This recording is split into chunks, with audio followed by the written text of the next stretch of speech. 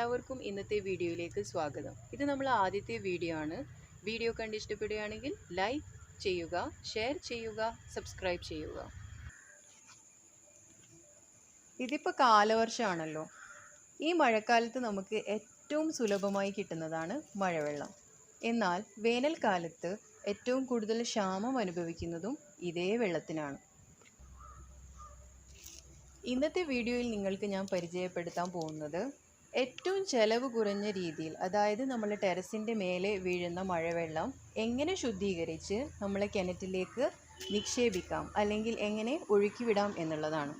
ഇതിപ്പോൾ നമ്മളെ വീടിൻ്റെ ഫ്രണ്ട് പോർഷനാണ് നിങ്ങൾക്ക് കാണുന്നത്. ഇവിടെ മഴവെള്ളം ഒഴുകി പോവാനായി രണ്ട് വശത്തായി രണ്ട് പൈപ്പുകളാണ് കൊടുത്തിരിക്കുന്നത്. ഇതിൽ ഒരു വശത്തെ പൈപ്പ് അകത്ത് നിന്ന് സിമൻറ്റ് കൊണ്ട് അടച്ചിരിക്കുകയാണ് ചെയ്തിട്ടുള്ളത്. ഇനി അകത്ത് നിന്ന് സിമൻറ്റ് വെച്ച് അടക്കുന്നില്ലെങ്കിൽ പുറമേ ഒരു എൻ ക്യാപ്പ് വെച്ച് അടച്ചാലും മതി. ഇനി മറുവശത്തെ പൈപ്പ് ഒരു ഹോസ് പൈപ്പ് വെച്ചിട്ടാണ് ഞങ്ങൾ മഴവെള്ളം ശുദ്ധീകരിച്ച് കിണറ്റിലേക്ക് ഒഴുക്കിവിടുന്നത്.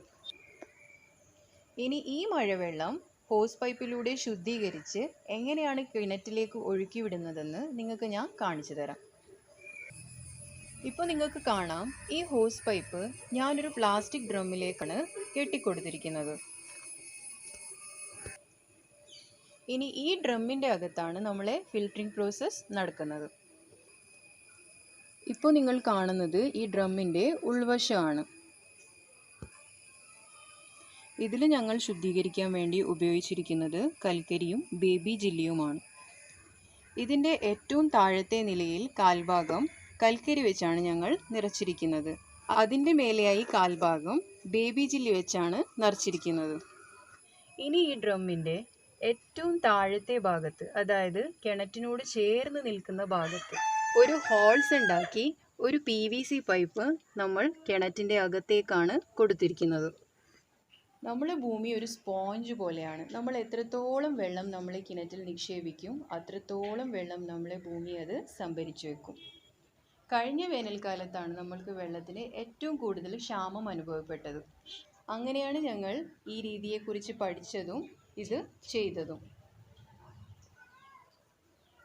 എന്നാൽ ഈ 2020 വേനൽക്കാലത്ത് ലോക്ക്ഡൗൺ ആയിട്ട് വീട്ടിൽ എല്ലാവരും ഉണ്ടായിട്ട് പോലും വെള്ളത്തിന് വലിയ ക്ഷാമം അനുഭവപ്പെട്ടില്ല.